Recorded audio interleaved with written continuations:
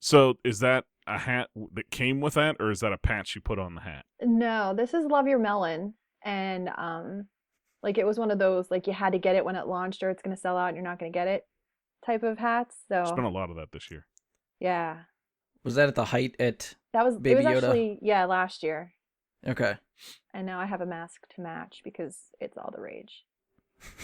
Wait, a mask? Yeah. I got my little Go-Gurt mask.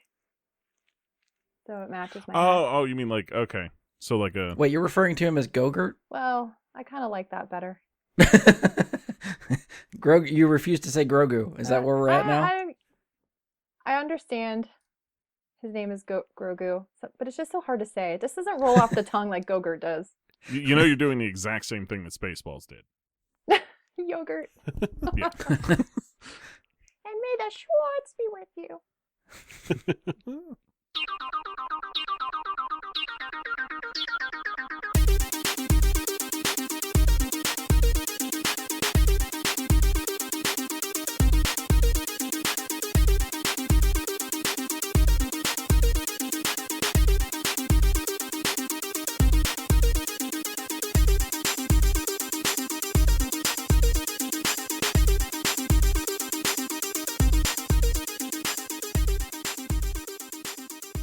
Hello and welcome to another episode of Bry Guy and his Super Friends.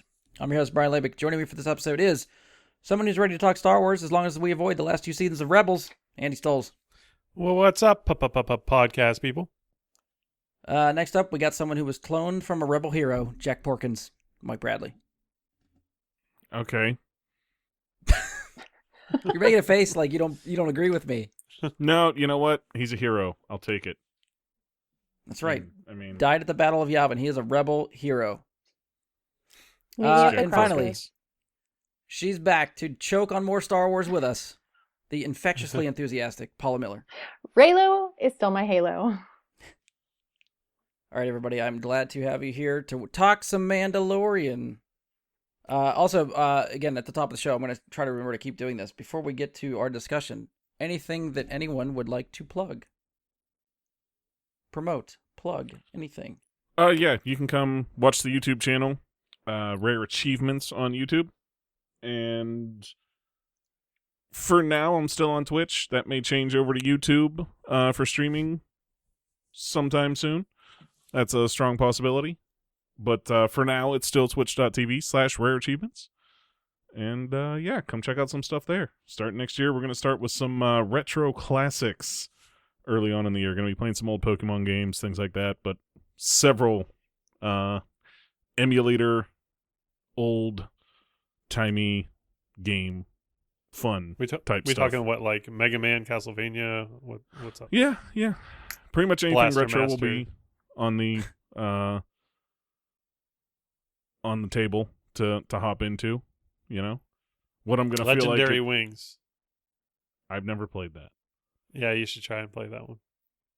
Okay. What did we? I feel like that's something we played at your house, Andy, like back in the day. Was that one Yeah, of those playing games? It's sort of, except you're like angels. Oh, okay. But no, I'm thinking of something else. What was it? What was it, like 1942 or something? What was that? 1942 was a good one, and then Sky Shark was always Sky Shark. That was it. Okay, that one yeah, had badass music, really good music. Yeah. Andy, anything to plug? Even if it's just your Twitter, it's up to you.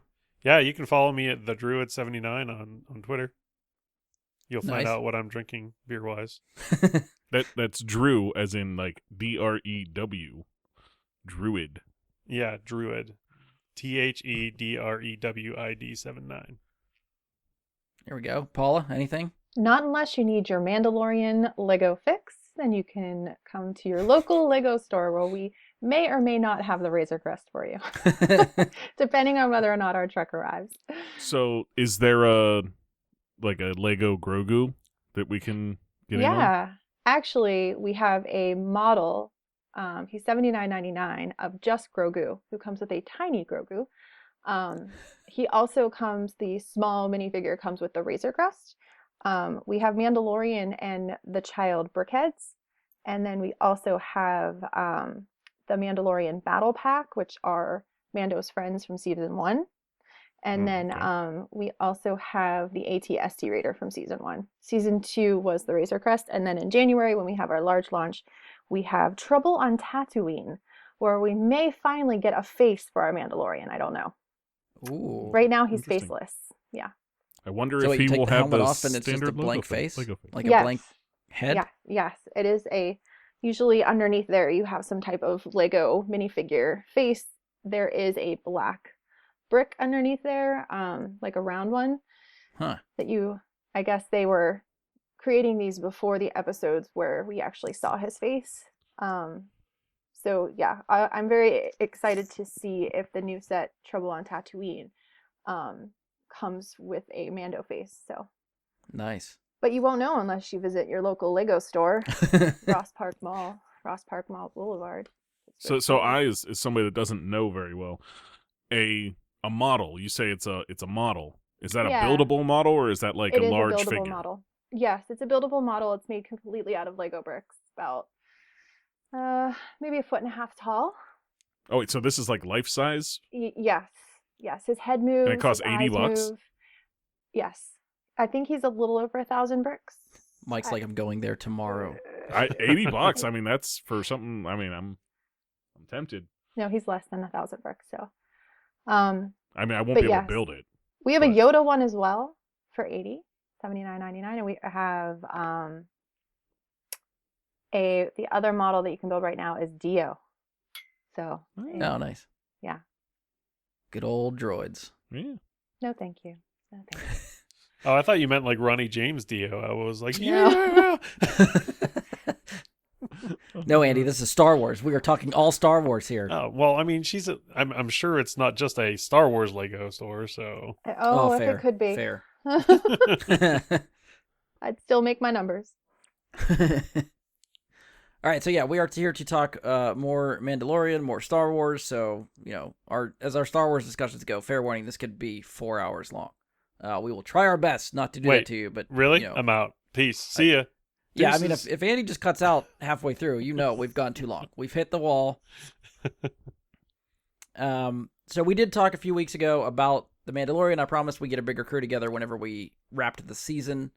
So now we're here. Season 2 of The Mandalorian finally finished. We've got more stuff to cover, especially over just those last 3 episodes. And since our Star Wars discussions tend to kind of go all over the place, I'm going to throw out the spoiler alert now. And not just for The Mandalorian, but also Clone Wars Rebels. We will do our best to talk around some of the Rebel stuff, because like I said, Andy hasn't actually finished Rebels. So there's some stuff that's probably going to come up. We'll talk generally. If we have to, we're going to earmuff him so he doesn't get into any of that stuff before he has seen it himself. So yeah, if you're looking to avoid Star Wars spoilers, pause this now. Come back to us after seeing the episode, finishing the series, watching more Star Wars. If you just want in on the discussion, feel free to keep listening. But after this point, spoilers are fair game. Wee-oo, spoiler! Wee-oo, spoiler! Something like that. All right, so spoilers, or I should say most spoilers, are fair game at this point. And I think just bringing up spoilers, I actually kind of want to start just diving in right into this with Paula. Paula, you and I have talked about this in the past. I think we might have even brought it up whenever we were talking about The Mandalorian previously, but you love spoilers. I do. You love looking this stuff up. I do. You will go out of your way to look up spoilers before watching an episode. First thing in the morning. So when you and I talked for the finale, you had not looked at Twitter before watching the episode. Yes. So for the record, how was your viewing experience of the finale going in not knowing stuff about this episode? You know what? I'm not a person who likes surprises, and I enjoyed this immensely. So, is this what it feels like? It's kind of tingly. I'm hoping this is your gateway drug into trying to avoid Twitter. Yeah. I mean, Mike, you and I even talked like the Rise of Skywalker spoilers. You're like, do you want to know what happens? I think I know what happens. I'm like, yeah, tell me what happens. And then I proceeded to tell you everything that happened. Yeah, oh, absolutely. Yeah, you guys were doing like some weird secret texting thing. You guys are both secret like handshake. Well, no, I think it came up on like the episode when we were discussing things that I had come across accidental spoilers. Like that's what social media does to you. Yep. Yeah. And I'm okay with it. She immediately wanted to know what those were. I like to read the last page of the book That's the kind of girl I am. I don't like surprises. I was pleasantly surprised. I had a lot of ideas and thoughts about what was going to happen. I'm surprised that it did happen. So, yeah. I might do it again. I might not. Is it just one of those, like, whenever you get up in the morning, if you happen to see something, you're just not going to go out of your way to avoid it type of thing? Well, I've been Okay. closing a lot of Friday nights because we've been so busy in holiday. So Friday nights, so I get up in the morning and I, have my cup of coffee, read some Twitter, find out what's going to happen in the episode, spoilers without context or whatever, or just plain out spoilers. And I didn't do that on Friday. It was my birthday. And the best type of present. Yeah. And my plans on that day completely changed. I didn't check Twitter. We had lunch and watched The Mandalorian. Usually I'm watching it at like 10:30 at night. So this was amazing. It was incredible. Yeah. Happy as a clam. Nice. A birthday clam. I'm secretly hoping this is the start of something, like turning a new leaf for you. I don't know, Brian. Baby steps. I mean, I'll take what I can get. Even if it's like one every other or, one every 3 or 4 episodes, something like that. Yeah. I'll take it. All right. So, I mean, again, since Paula and I sort of talked about this stuff a couple weeks ago, more towards Mike and Andy, I guess just general thoughts. What have you guys thought of the season 2? So, well, I guess as a whole, we'll just go for a whole. As a whole, season 2, what do you think? My final note that I wrote down, because I guess unlike Andy, I did take notes. Is possibly my favorite season of any show ever.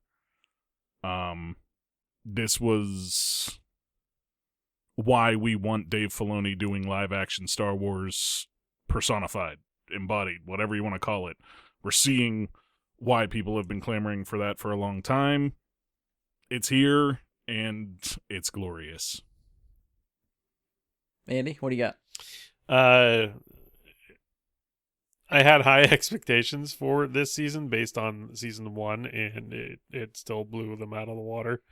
So, yeah, the only knock I can say is the flexible run times of each episode is annoying. Okay. That's the only thing I got for that. I think that's something we might see with services like Disney, like putting out their own, product with these shows, is that they're not trying to meet those tight constrictions of, network television and the ad placement and things like that other shows have to. And we're just getting the content they think deserves to be on screen, no matter how much time it takes up. I agree. On some stories you need 37 minutes and that's it. And some you need 56 minutes and I'm okay with that. As long as at the end I'm satisfied. And I don't say, oh, that episode wasn't long enough, or I could have, not done for 50 minutes sitting in my chair watching that. But I don't feel any of that. I'm completely satisfied after every episode. All killer, no filler. Exactly. Yeah, and I can get that, like, when you're planning, like, what you're going to have time to watch, it can be annoying, though. You know what I mean? Like, am I going to have time to fit this in now, or is it going to have to wait? And then you actually have to go and look and see how long it is. I could see that being annoying. I think it was kind of a mystery for us. Like, the kids at the store that I work with, they're like, this week's episode is blah, blah minutes. I'm like, oh, really? That's exciting.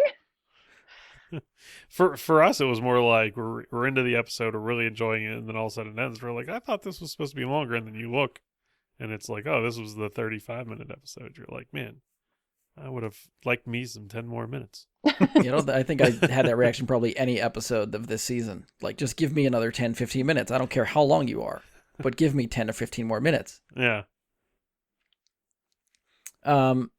So, I mean, the last time Paul and I talked, we were more or less getting together to talk about Ahsoka. That was the big thing that had happened that we were trying to get ahead of and just dive into.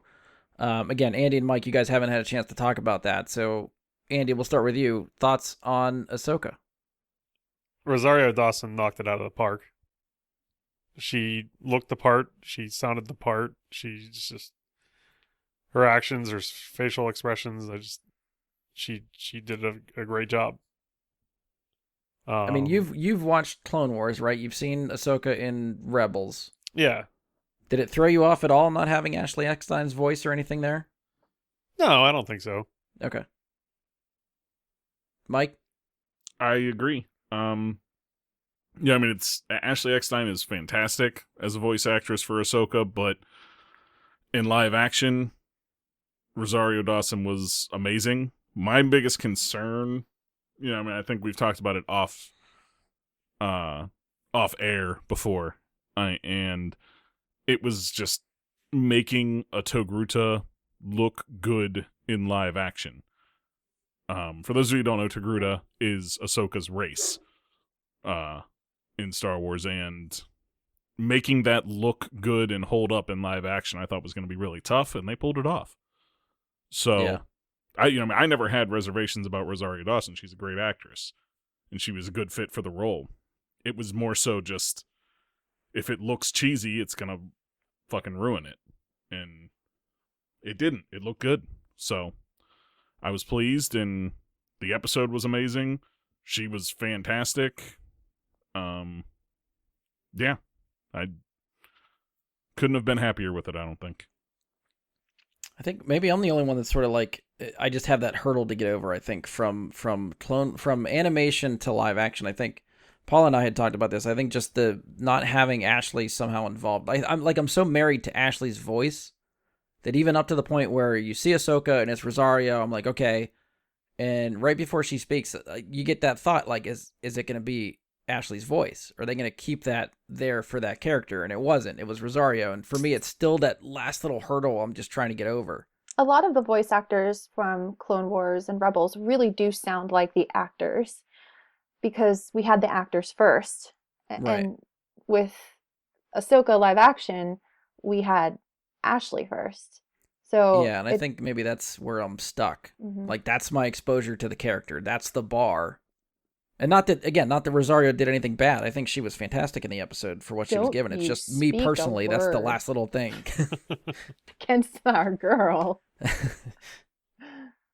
She was fantastic. And you and I had spoke last time briefly about how she was fan casted, and it all worked out really well because we all saw her in that role. Yeah. She just blew us all away.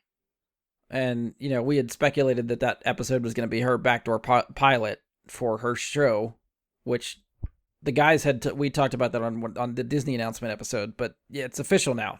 Ahsoka's getting a show. Rosario's coming back for Ahsoka. So, we were unsure if we'd see her before the end of the season again. It seemed like they left her, like pretty to a place where it wasn't obvious that they were going to come back to her anytime soon. So now that we're getting a series, obviously her story is going to continue. And we'll see where they go from here. So that should be pretty cool.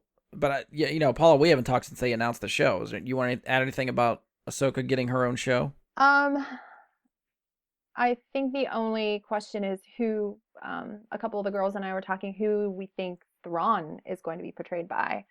So I think that, her having her own show, we kind of saw that one coming, I think. With the name drop in her episode, you can kind of assume that Thrawn's going to show up in her show. Yeah. So, Which, I mean, that's what it sounds like to me, is that it's going to be her hunting down Thrawn, at least for the first season. If there's multiple seasons, it could be an Obi-Wan kind of thing where it's one season and done. Right. But if it's, the first season, the way that she's going after Thrawn, I don't think Thrawn is a couple episodes and done. Yeah. I think that's, he's the villain of the entire season. That's a Gideon big character. is. Yeah. But who she's going to interact with on that show, and it's is probably like 20 years after we've seen her in the end of Rebels? The end of Rebels? Or 10 years well, after. This is what, the epilogue 5 years for Rebels after. is like right at Return of the Jedi, and this is like 5 years after that. Okay. Ish. Yeah. So not too far out. And I would say one other thing is earmuffs, Andy. Really? Yeah, seriously. Oh, motherfucker. I'm just being fair. The other thing I want to see is, obviously, given the context of things that we know already, Mm-hmm. I would assume that Ezra and Sabine are going to show up. Fingers crossed. I would like to see them and come back. Getting to some see form. them in live action, I can't wait for that. That's another casting. If they, I'm hoping it's just a surprise in the show. Like they just show up. I don't want to hear anyone who got cast as them before they show up. Just put unless them in. they're significant. Even still, I think that'd be a bigger surprise just to have them show up and be, oh shit, it's this guy. Spoil me, tell me all. Send them directly Well, I to don't Paula. mean it in Leave me terms out of it. like spoilers. I just mean like if they're going to be playing a major role that's recurrent in many episodes, I think you're definitely going to hear about it. Fair, yeah. All right, we'll bring Andy back in. I didn't see you. I waved. Andy, I'm trying to remember for up to you said you have seen the first 2 seasons of Rebels, right? I saw to the point where Ahsoka and Vader are underneath the Jedi Temple getting crushed or whatever, and that's like the last part that I saw. Dawn of the Okay, Apprentice. so I'm pretty sure like Thrawn doesn't show up until That's what? season 3, I think. Dose? Yeah, that's the end of season 2. Yeah. So you haven't had any exposure to Grand Admiral Thrawn yet. I don't Correct? think so. Okay. All right. Yeah, I'm because just trying to before figure that out you're how just much dealing exposure with you've had. Callus and like the Imperial stuff is mostly dealing with like Yeah. Callus. Did Thrawn show up in Clone Wars? No. Okay. So like in the Ahsoka episode when she name drops Grand Admiral Thrawn, do you have anything that goes associated with that, or that's just like, oh, he sounds important? Oh, he's blue. Yes, you got that part. Yeah. No, You're I not know wrong. he's sort of like the puppeteer after like the sort of the Empire crumbles. He's sort of like the guy after all of their leaders sort of get taken down. He's like the new big bad. He's up there. Yes. Yeah, one of them. Yeah.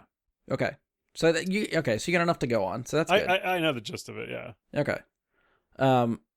I put this on Twitter. We were talking about casting, like who they might get for Thrawn if he's in the show. And like I was watching, I think somebody on Twitch, it came up in their discussion, someone in their Twitch chat had suggested Benedict Cumberbatch as Grand Admiral Thrawn, and I was like, I can't unsee that now, and I think it's fucking awesome. I want to say someone did like a fan poster of him as Thrawn. It might have been Boss Logic. I'm not sure, but They did Cumberbatch? yeah, Okay. it looked good. I'm not gonna lie, it looked good. I mean, we got Paul when we went to Celebration. They had that big mural that you and I got the Yes. poster for. Yes. They have a section of that poster that has Rebels stuff on it. Grand Admiral Thrawn is drawn in there. Whoever drew him, you look at that and immediately see Pierce Brosnan. They drew him as Pierce Brosnan. I could see that too. He would be good too. Yeah. For the look at least. Right. I don't think he has like well, he's a good actor, so he might be able to pull off Thrawn, but I just don't know. I'm gonna see if I can try to like quickly find that picture and send it to you guys in chat so you see what I'm talking about. Because otherwise, I gotta walk in the other room, try to take a picture, and come back. But we'll see if we can do this. I mean, for me, like Cumberbatch sounds like I like Benedict Cumberbatch just about anything he does. My only fear with him as Thrawn is that he's too. Thrawn is very cunning, very well thought out, and very soft spoken about it. And I feel like Benedict Cumberbatch, the one thing he's missing there is he's not soft spoken. I mean, he has a deep voice, but I think he could play that very calm and collected like Thrawn should be. I think we need I also Maybe. would like to see, like, Jason Isaacs come to mind, too, but he's already in the show as the Inquisitor, so I don't know if they... Well, of course, that's animation, so you only get his voice, so I don't know if you could... Yeah. If they'd use him in live action, too. I mean, he looks like Thrawn. Like, he looks Yes. correct. I'd be happy with that.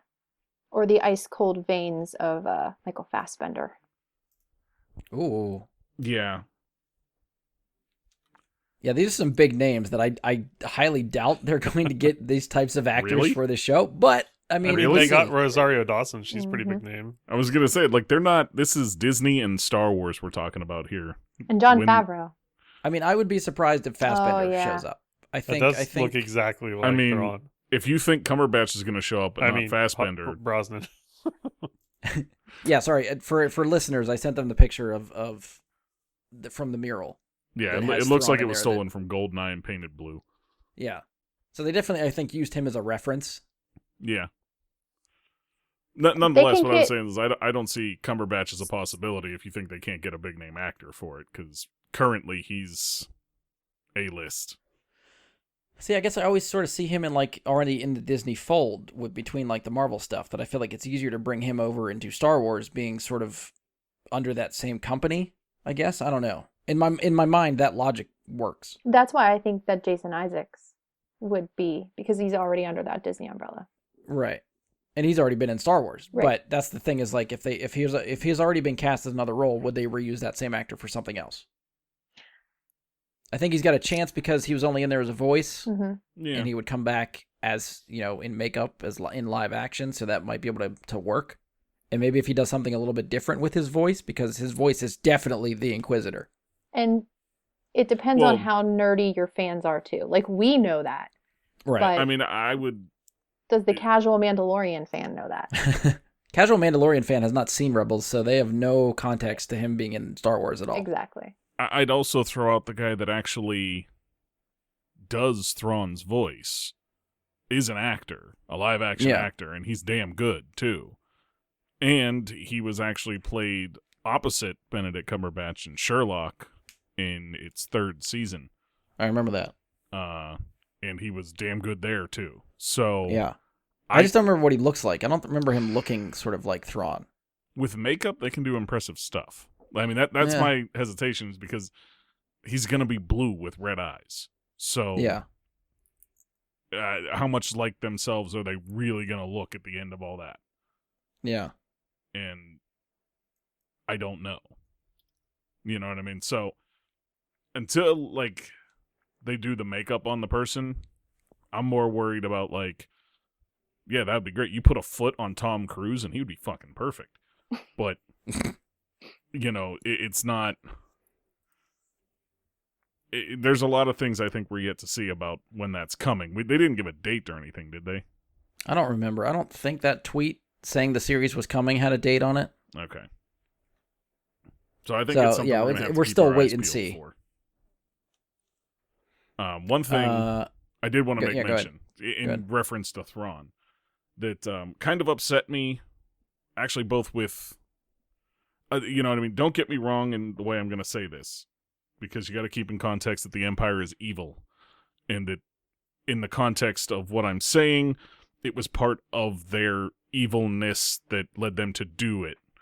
But it was a problem I had originally with Mandalorian and with Squadrons, the narrative we get there.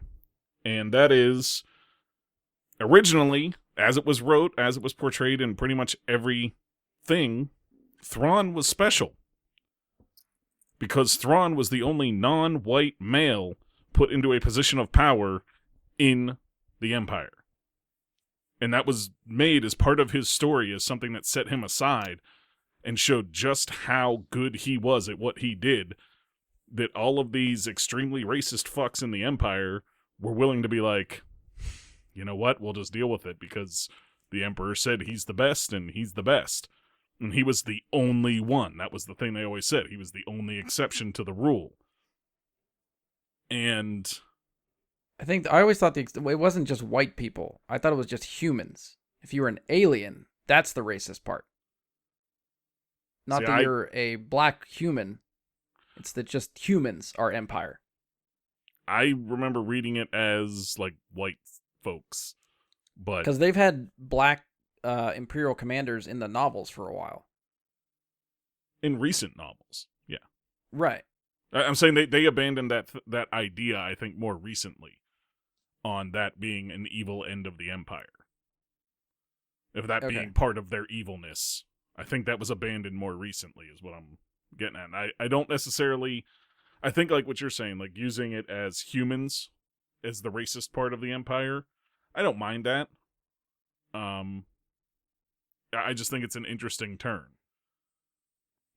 That's all. And I don't know, it caught me off guard, I guess, is a good way to put it. What, that they have Gideon in high command, but he's a black guy? Yeah, because the Empire, like previously, never would have done that. To my understanding, I don't know. Was that they just, that was part of their evil. Yeah. So yeah, I don't know. I always thought it was just human people, but I could be wrong too. Andy, what's up? so since we're talking about Thrawn and Ahsoka and everything, can we talk about another part of that episode? Yeah. Was the fight Ahsoka had with the lady with the Beskar spear? Yeah. That was amazing. Yes, agreed. Yeah. And did anybody else like find a bunch of parallels between that battle and like at the end of Kill Bill 1 with the bride and Lucy Liu? It's like the orchids falling and like the I could see style. that a little bit. Yeah. Oh, like an Yeah. homage type of thing. Yeah. Okay. Yeah. Now, yeah. who directed that episode? Was it Rodriguez? Robert Rodriguez? It was Filoni. It was Filoni? Okay. Yeah. He He took won't the let Ahsoka anybody episode touch- like, no, yeah. it's mine. So yeah, what Filoni, we- I think, wrote and directed that episode.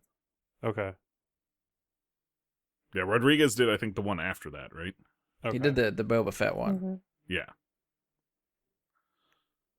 which, sort of spins off where Paul and I left off, because at the time we talked about the Ahsoka episode, and even Josh, I think, was saying sort of the same thing, was up to that point, the season felt like it was just side mission after side mission after side mission, and we were waiting for like the shit to hit the fan to finally kick the story into gear.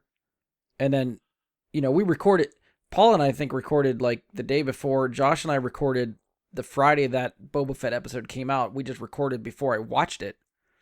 And so the very next episode after that was when Boba Fett showed up, when Grogu was captured, and we lost the Razor Crest. All kinds of shit happened in that episode. That was sort of what I've been waiting for that entire season. It was a tragedy. Can Yeah. I just say, to counter Josh, though, for me personally, episodes 1 and 3 killed it as well. Because, one, you get the crate dragon thing in the first episode, which was amazing. Really good. And then in episode 3, I know it's more of a Clone Wars and Rebels fan kind of thing, but Bo-Katan shows up, and I had no idea that was about to happen until you saw the Mandalorians, and you realize, like, oh crap, you heard Katie Sackhoff's voice through the helmet, and you're like, oh shit, they did that. You're obviously not on Twitter at 7:00 in the morning, because I saw that coming. Actually, that one I actually think I watched probably at 4 or 5 in the morning because I was having some problems with insomnia. So I was probably among the first few people to actually watch it. But that, to me, like, as a fan of all of the content that's there, that's tied into this from this season, Yeah. that episode getting Bo-Katan and name dropping that we're going to see Ahsoka at the end of the episode, that, to me, those were dynamite episodes. To somebody like Josh, I could see that being so-so. You know what I mean? Like, where he's not as blown away by, that stuff happening. Well, I think to his point, like, I agreed with him for a lot of that. Like, the Easter eggs, the lore that ties all this stuff together, I eat that shit up too. And Bo-Katan showing up blew my mind. And the Ahsoka name drop blew my mind. But at the same time, you look at the story and what's happening, it's just like, go here, talk to this person. Go here, talk to this person. Go here, talk to this person. Like, nothing was progressing. Every episode was go here, talk to this person, do a side mission, and then you get another quest to go somewhere else and do something. Like, I wanted something to kick the story into gear and give me a twist that I was waiting for the entire season. It didn't happen until episode 6. Okay. I mean, I feel like Boba's armor in the first episode was a bit of a thing as well. I think that's part of the reason, like, I put it there too. Well, I guess my idea for the story of the show is Mando and Grogu. Like, what's going on with them? Which nothing happens to them in the first 5 episodes. It's just, again, go here, talk to this person, and then go here, talk to the next person. It's true, but during all of those episodes, you get little tie-ins and bits that all come together at the end. So, which, yes, Breadcrumbs. pays off by the end of the season. Yeah. But just watching it, I think week to week, I just kept waiting for something to happen. That's fair. So I think the Bo-Katan episode where you first see her in season 2 I think that was Bryce Dallas Howard again, wasn't it? Yes. She directed 2 of my favorite episodes, one in season 1 and one in season 2, and that was the ATST Yeah. mhm. Mm-hmm. in season 1, and now like the other Mandalorians in season 2. Both episodes like really good. in my Yeah. opinion. Well, let's sort of spin with like the last couple episodes. Those last three between Boba Fett showing up, I guess it was the episode with Bill Burr, and then the finale. So over the course of those 3 episodes, like all the shit that sort of happened there, what did you guys think? Paula, we'll start with you since we didn't really get a chance to talk about that yet. You know what? First, I'd like to say, who the hell locks down their secrets? Because, like, nobody saw any of this coming. Like, between the first season with Grogu and nobody, like, I mean, we were at Celebrations and we had no idea that this little alien was going to be in season 1. In season 2, like, we get all of these, you know, people from Rebels and, like you were saying, the lore coming out of the woodwork, and we're like, Boba Fett, holy crap, like, and then finally to end up with Luke Skywalker, like nobody saw that coming. I think we all speculated, like, he's the obvious choice, but would this show do it? Right. Would they be able to pull it off? Was more of the question. So it was, I think the last three episodes were super surprising, but I feel satisfied with how it happened, with the exception of them blowing up the Razor Crest. Did that really have to happen? You know what I thought of? I immediately thought of you, Paula, when it happened, because I was like, well, looks like Lego's got to make another ship for something else to sell. Real. We're sitting on the couch after the episode. We're like, what's he going to do now? Like, is there a Razor Crest 2? Like, is there an Imperial shipyard that he can go and get a new ship? Like, how does this work now?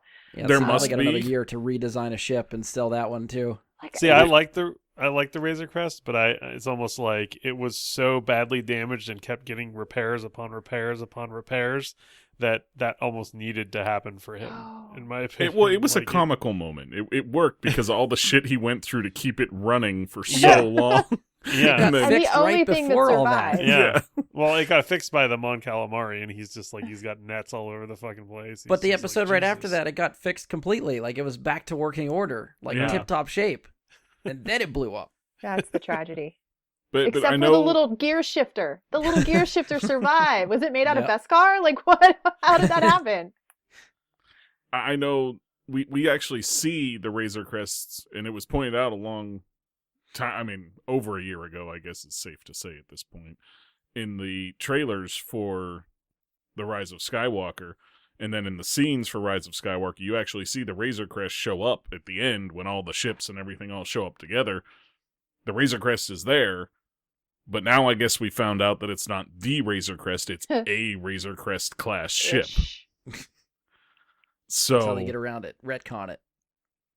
yeah, or that he just gets another one. I mean, since it's a Razor Crest class, they can just give him another one.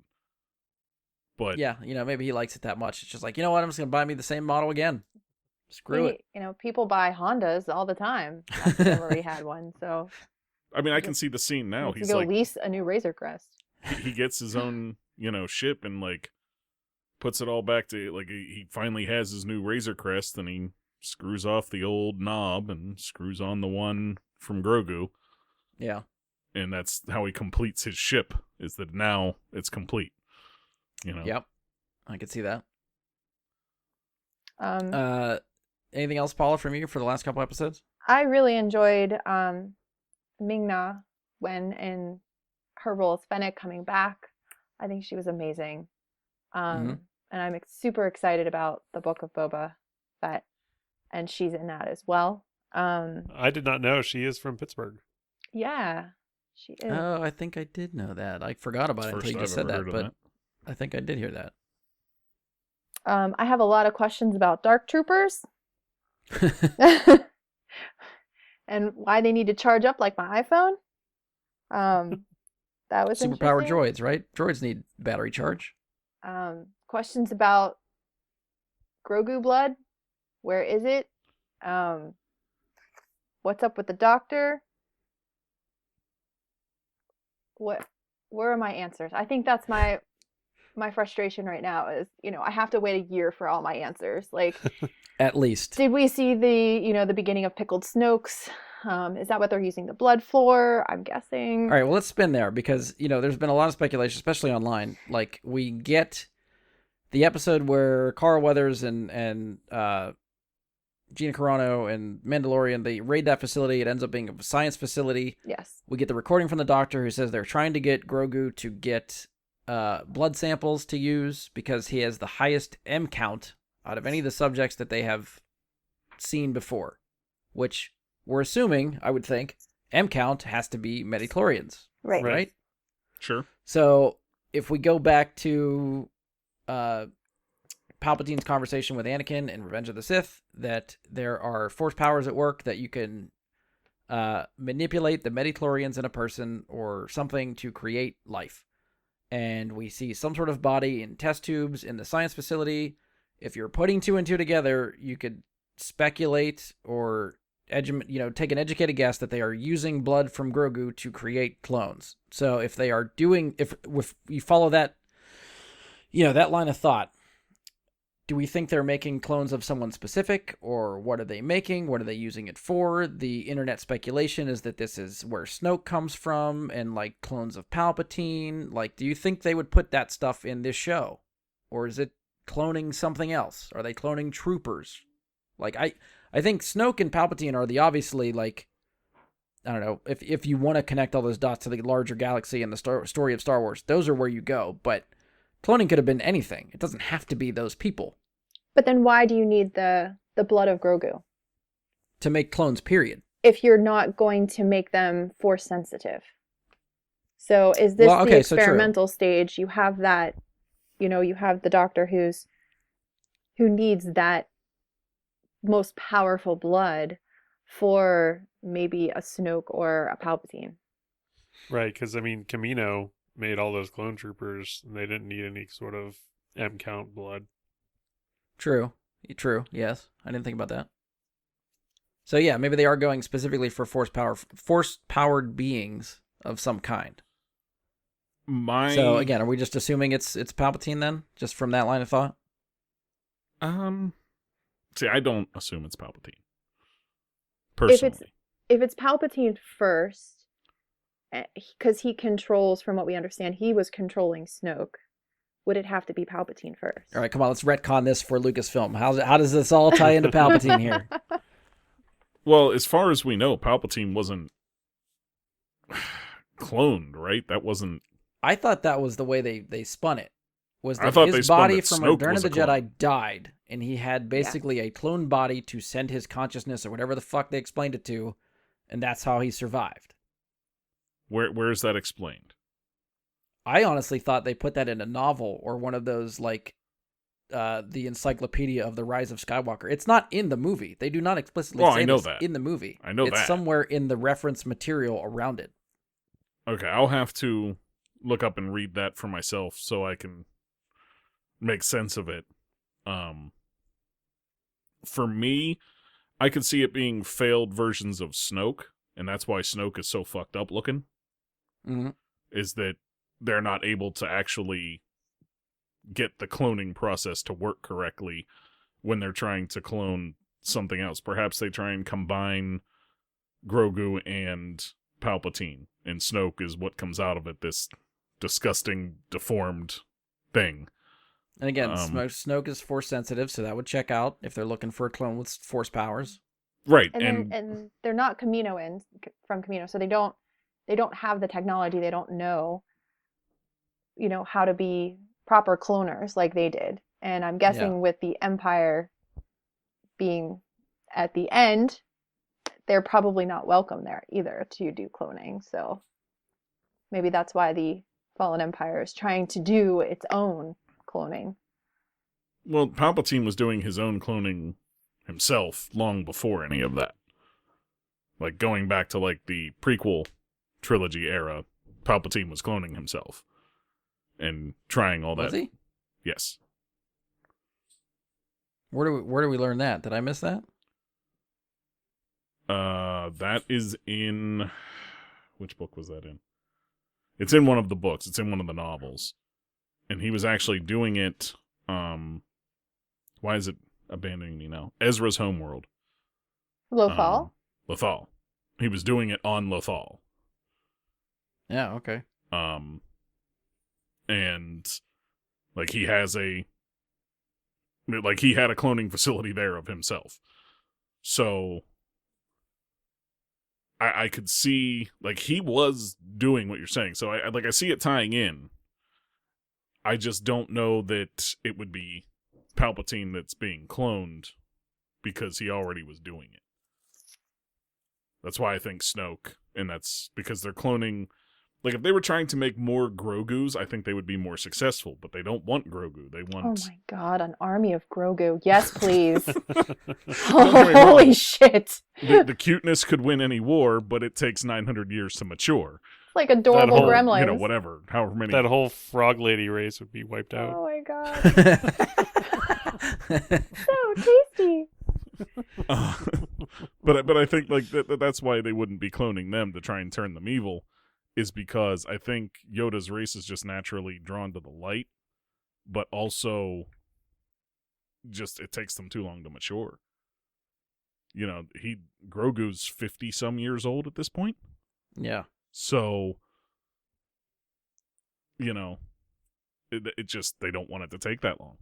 All right, well, let's spin it the other way. If it's not Snoke or Palpatine, one of the quote-unquote more obvious choices, what else could they be making? What else are they trying to clone? Imperial cider. It's fermenting. It looks delicious. Tastes better with a body inside of it. Exactly. I mean, my guess would be just failed experiments that lead to Snoke. So that's still the ultimate goal. They wouldn't just manufacture, like, try to make an army with it or anything. Well, they're obviously not having enough success yet to have anything useful off of what they've done. Well, the catch was whatever they got the first time from season 1 was not enough to do anything with. That's why I think they all look like shit. But now apparently they've got a very good blood sample to play with.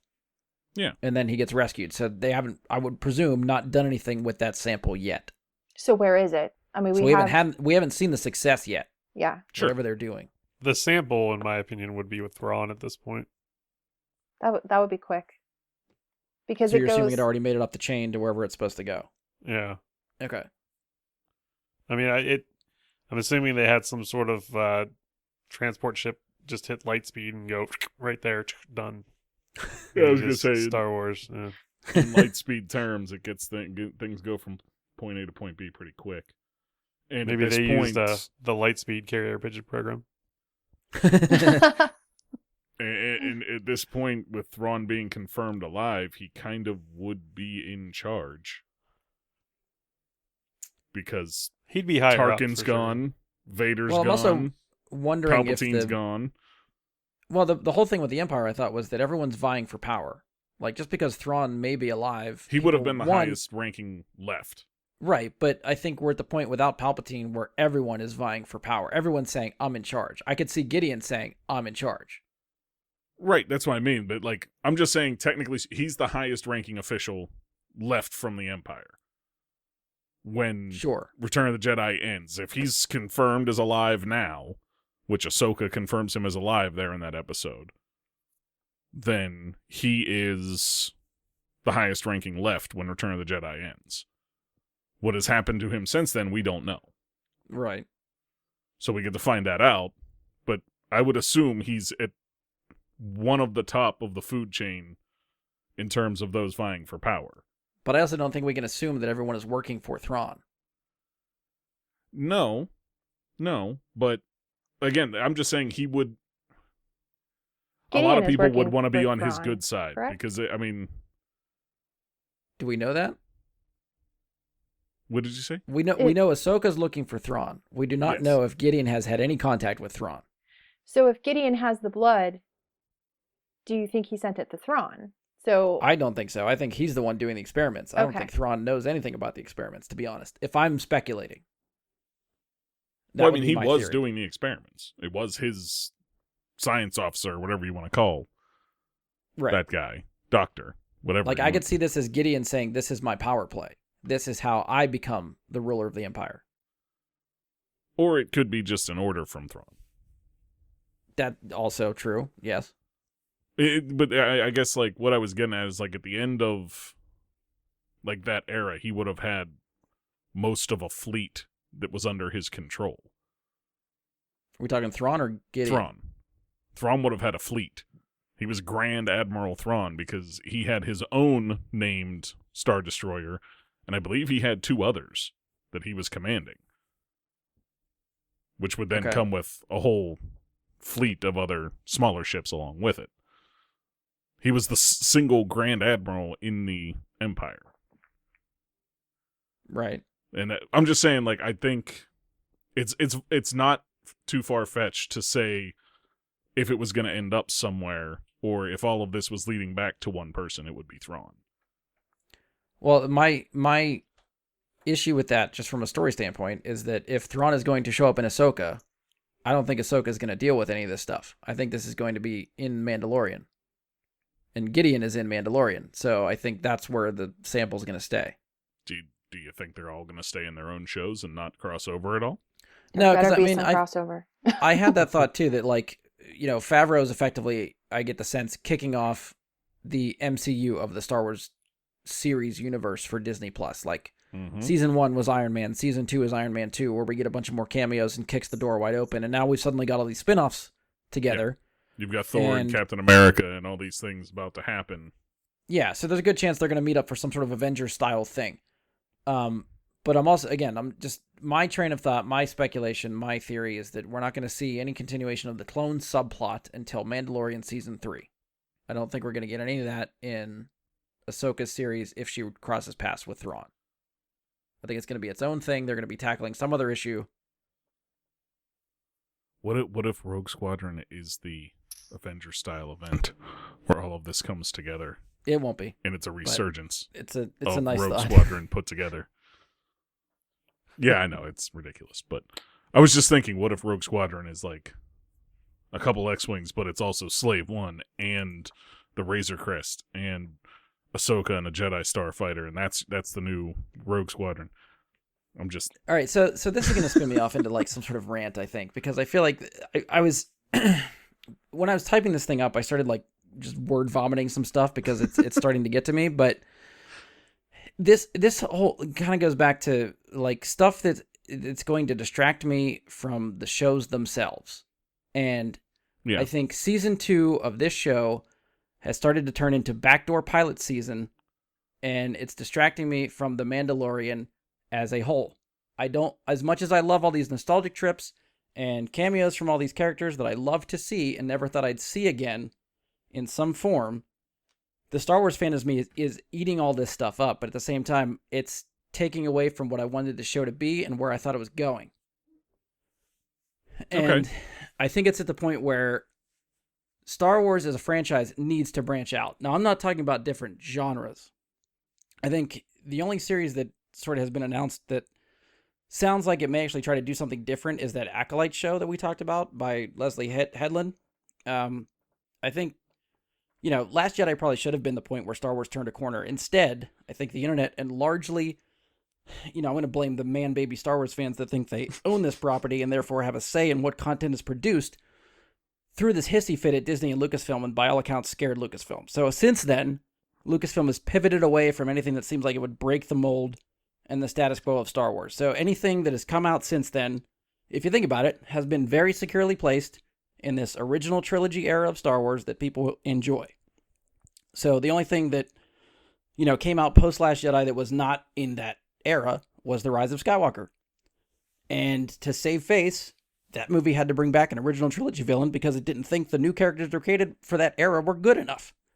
So, while that movie is, I don't know, by far probably my least favorite Star Wars thing, I'm not wishing anyone with it involved was dead or anything like that. But, we talk about, at least I talk about sort of what should have done or how it could have been better. But I think I just choose to watch other Star Wars content that I enjoy more. So it doesn't ruin my childhood in any way. Disney and Lucasfilm don't owe it to me to make every piece of Star Wars content something that I will enjoy. And, don't get me wrong. I think it just so happens that I love all of this content that we're getting. I will eat all this shit up the more that they give me. I will watch it all.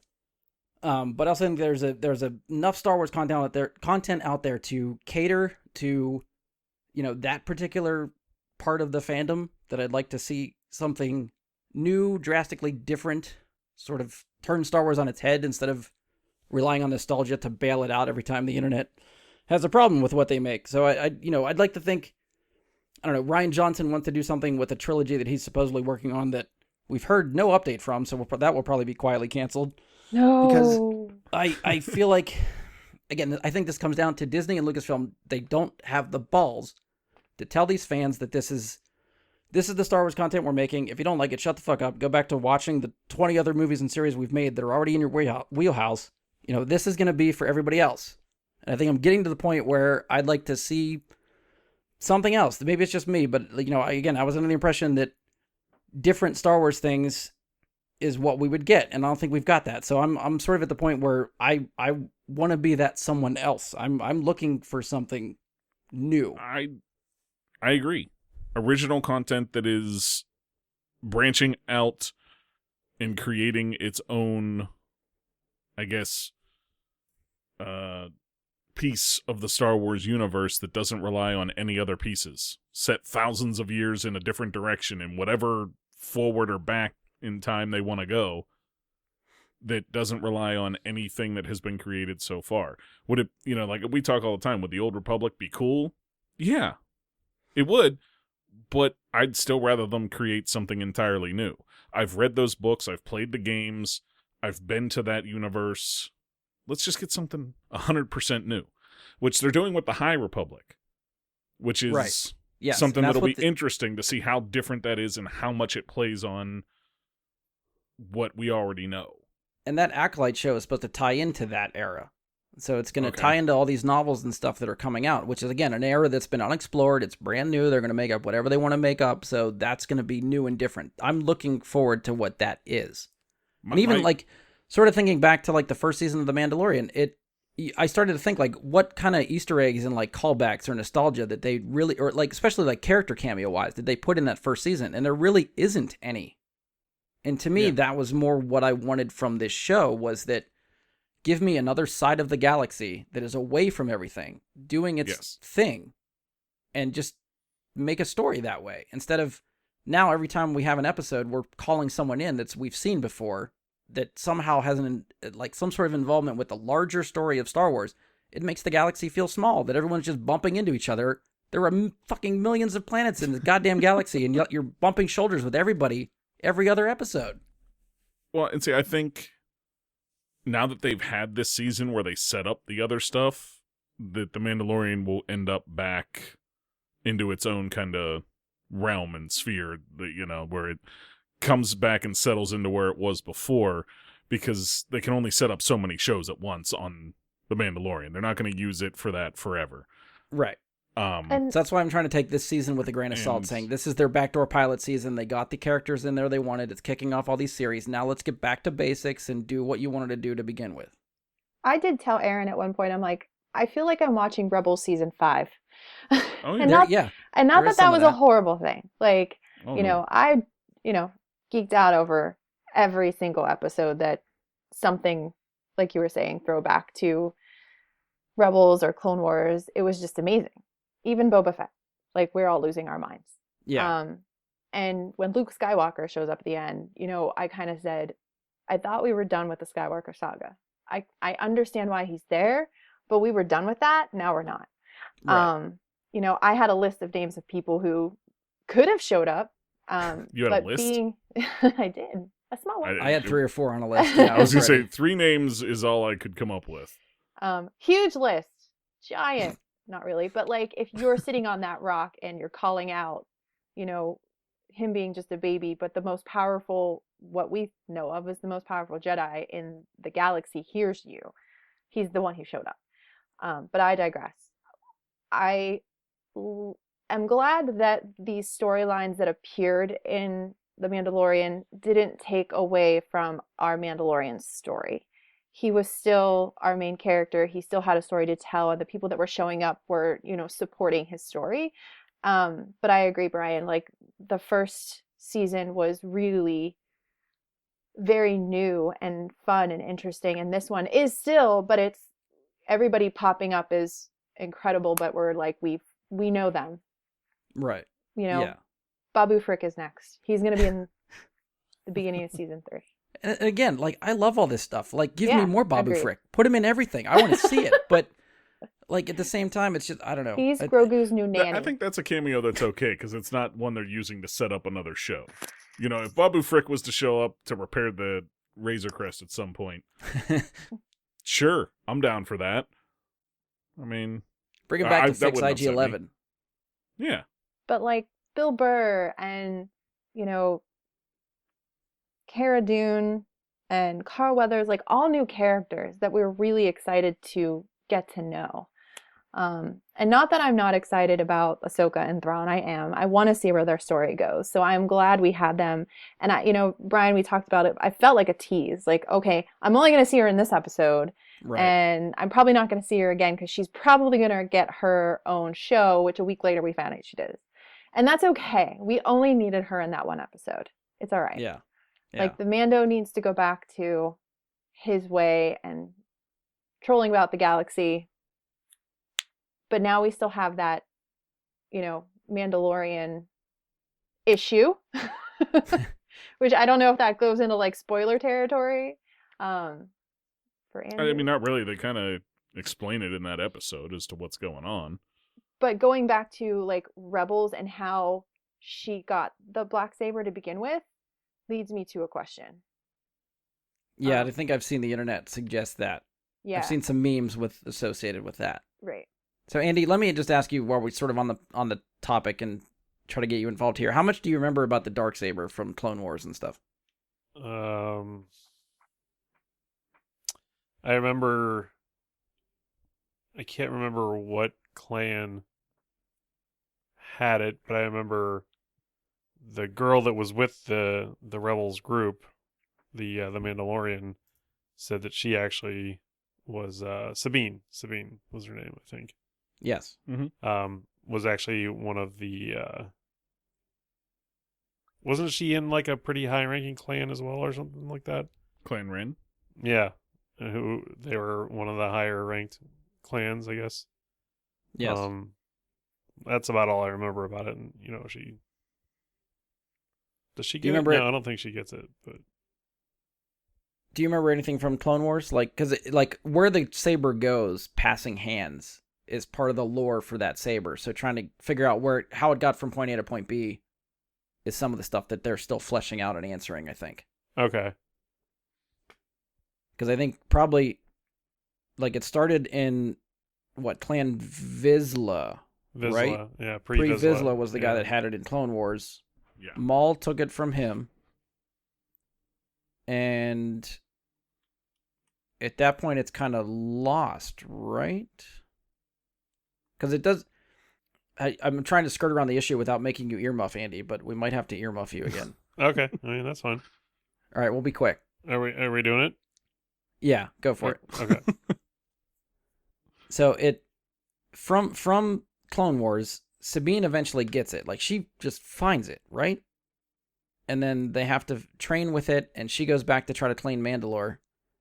And that's where she has to... she gives it to Bo. That's what you're talking about, right, Paula? Correct. She just gives it to her. So Bo somehow loses it to Gideon. Right. So So- that would be after Sabine gives it to her. So what we're Yes. thinking is if, she has to now that it is lost to, Gideon lost it to Mando, he won it. Does that mean when Sabine gave it to Bo, not in battle, she just gave it to her, relinquished the Blacksaber, that's how I remember it. Yeah. Does that mean she didn't get it fairly and that's how she possibly lost it to Gideon?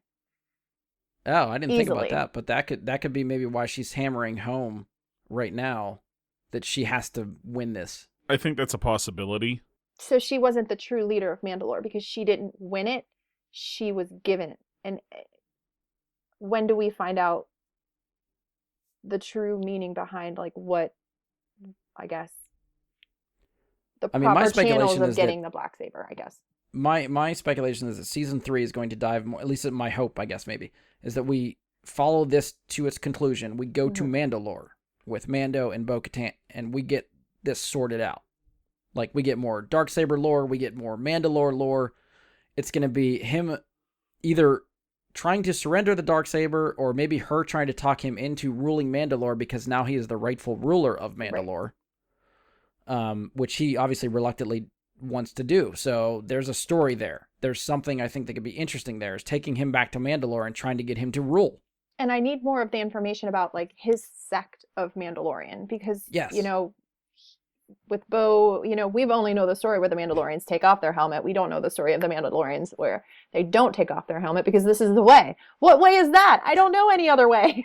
It's a new way. It's an ancient way. It's an so- ancient way. I want to try to make sure we're not earmuffing Andy too long. So Okay. is there anything else specifically for the Darksaber that we want to talk about while he's earmuffed? Just mad confusion. Some people are saying it's a plot hole. I don't know. I think there's more of a story to it. I Yeah, can't call I it a agree. plot hole until we actually find out more, which we'll probably find out more in season 3. I kind of forgot that Sabine just gave it to her until the internet memes went rampant, and I was like, "Oh shit, that's right." Yeah. But I think you're right. I think they are too smart to leave that as a plot hole, and it's just been unexplained yet. Dave Filoni would not let that happen. I Yeah. don't believe that for a minute. Mike, anything to add real quick No. before we get Andy You can back? bring him back. Okay.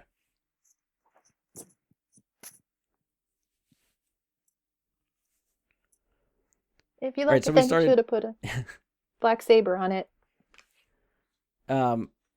Andy, we were talking about obviously we were talking about the Darksaber without you, but Really? that kind of led into a little bit.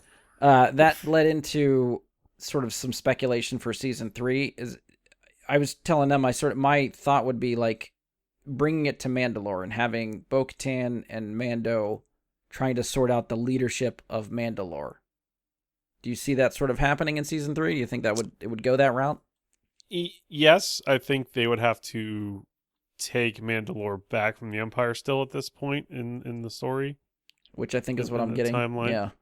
Yeah, so they would probably do that first and then have to throw down to see who would actually be leading the Mandalorians at that point. Yeah, because That's my guess as to what season 3 is going to be. I am under the impression that Mando is still Mandalore as a planet is still sort of occupied or ruled by the Empire, Right. and the Mandalorians cannot retake it because, and sort of Paula, what you were sort of getting at is that all these different sects of Mandalorians do not communicate together; they're all doing their own thing, so they're too divided and spread across the galaxy that they cannot unite to take back their planet. Oh my God, he's gonna unite them all. So And yeah, save this could be one of Mandalore. those things. The season could be globetrotting, trying to find the different sects of Mandalorians to get them to all come under one roof and then attack Mandalore. Love it. Who's So, directing? Who's that's my directing bet. season 3? It's Brian I- Labick, Mr. Brian. I will Labick. put money on that. Yeah, I'd watch it. me too. I'm excited.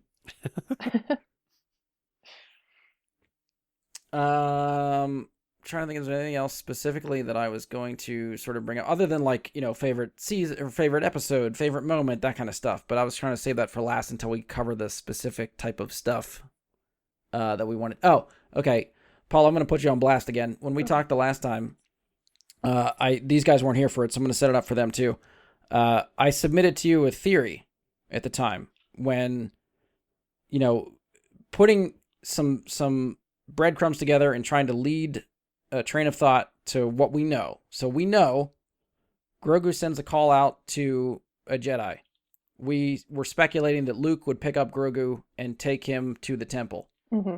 We know the ultimate fate of that Jedi temple. Ben Solo goes crazy and kills everybody. Mm-hmm. Are we left to assume that Ben Solo kills Grogu? I've had a lot of thoughts, some time to reflect. Because the first on half this. of that theory is playing out exactly as we talked about. Yeah, so that's a little scary.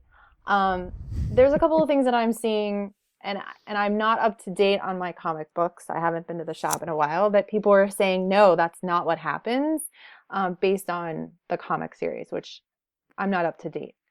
And Based I on am. which comic series? It's the Kylo Ren series, if I'm not mistaken.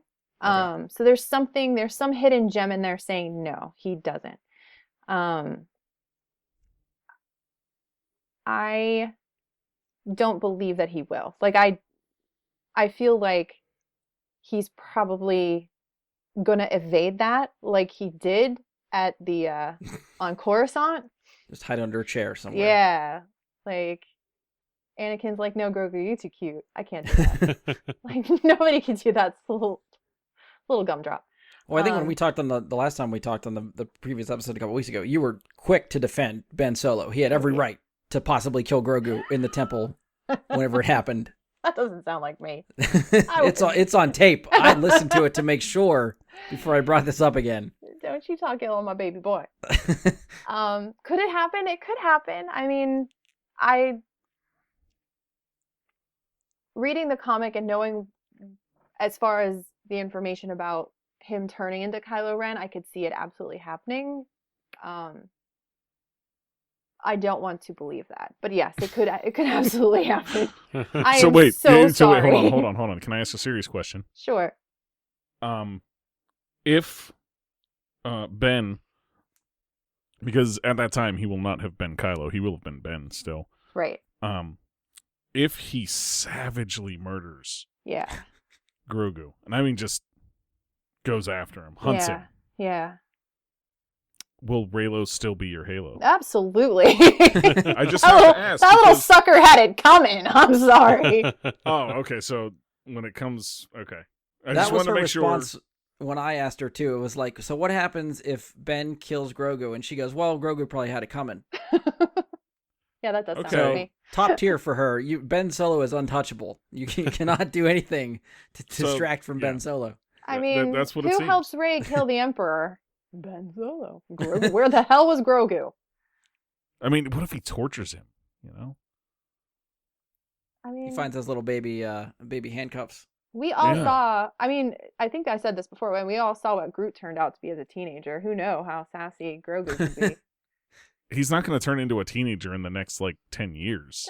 Yeah, it's like They a live to be like 20-year 1,000 years old. This Yeah.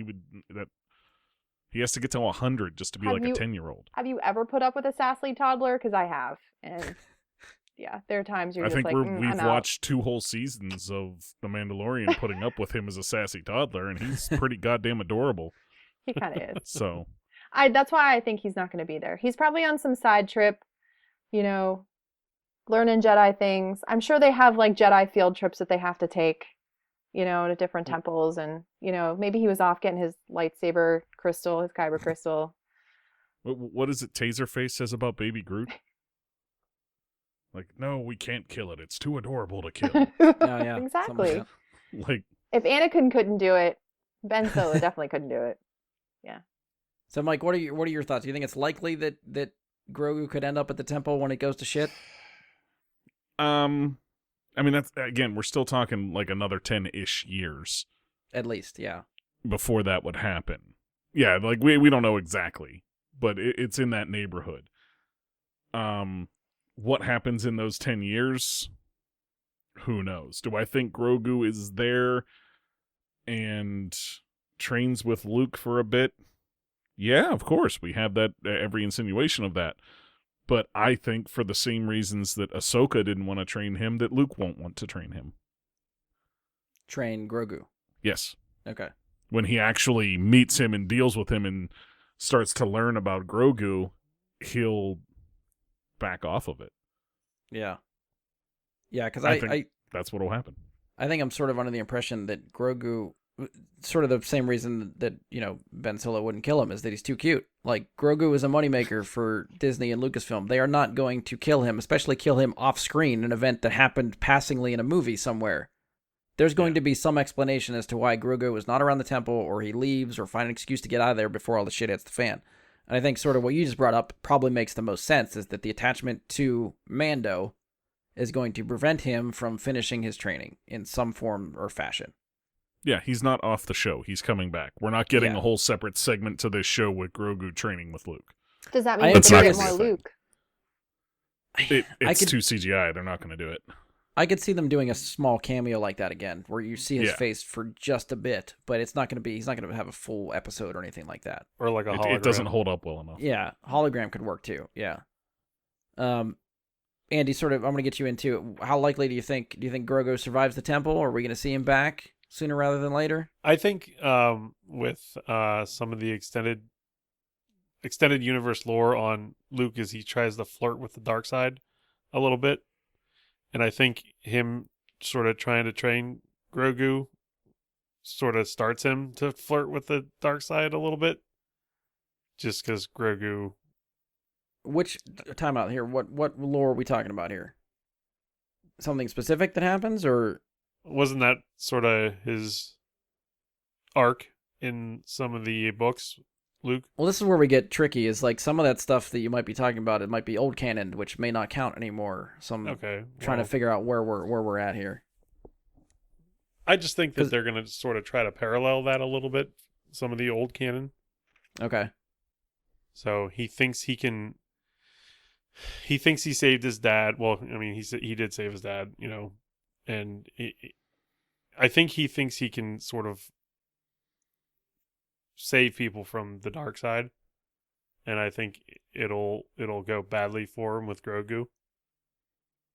So I don't think he's going to be at the temple. We have to save Grogu from the dark side, or someone else from the dark side? Grogu.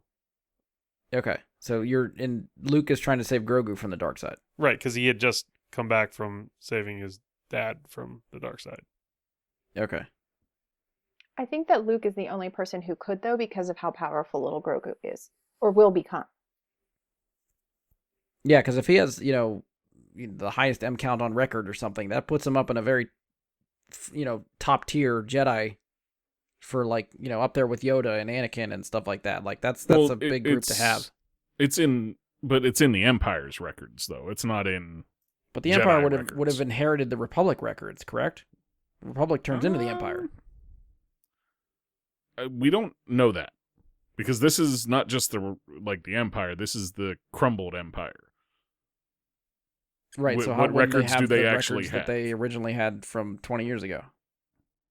I'm just saying we don't know how complete those records are. We don't have anything that says those are the complete records and Grogu is as powerful as Yoda and Anakin.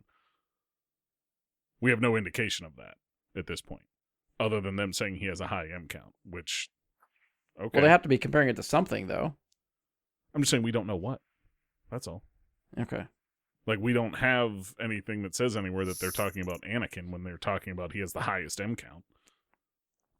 Because that would be fair. Like, universe changing, wouldn't it? Well, that's why I think they're so high to get a sample from him. That's my impression. Is I am under the impression he is top tier Jedi type of thing. I wonder if it's the species, because I could have swore we were supposed to learn more about his species this season, and we didn't. We learned his name, but we didn't learn his species. So is that species so incredibly rare that they don't have offspring that often? Because we really only see Yoda and Yaddle. Poor Yaddle. And now Grogu. That's it. Was Yaddle of Yoda's species? I was under the impression that Yoda was different from Yaddle. That Yoda was a similar species, but not the same. From everything that I understand, it's the same species. Or that I've read. Okay. I always sort of thought they were the same. But to that point, I don't think his species has a name in any type of lore that I could find. So if Yaddle's species is named, they're different. Because otherwise they'd be the same thing. But if Yaddle's species is unidentified and unnamed, then... No, it says they're of the same species. Okay. Okay, I was thinking of the different one. I was thinking of the other one that's like the one with one eye that looks like Yoda but doesn't have green skin. That's in Phantom Menace. I know what you're talking about. He's got an eye patch. Yeah, he's got a missing eye. It's a thing. I'm sorry. All I saw was figures, someone with one eye and an eye patch. I'm like, how do they see where they're going? I'm so confused. I'm so confused. But yeah, their species is unnamed. Okay. Well, I don't know. I don't have any other specifics other than sort of favorite episode, favorite moment type of thing. So, is there anything you guys want to hit that we haven't talked about yet? Throughout the entire season, all the fights were amazing. It was so well done. Agreed. And specifically the episode 6, Boba Fett just chucking stormtroopers around and watching bits and pieces of their armor flying everywhere as he's hitting them with that club, whatever the hell it is. The gaffy stick. A gaffy stick, yeah. Gaffy stick. Holy hell, that was awesome. That was visceral, and it was impactful, and I guess that was Robert Rodriguez's way of putting in the Robert Rodriguez violence you get in some movies. into Star Wars was instead of it being chunks of human flying off of them, it was just chunks of armor. And damn, it worked. Yeah, I agree. That was really good.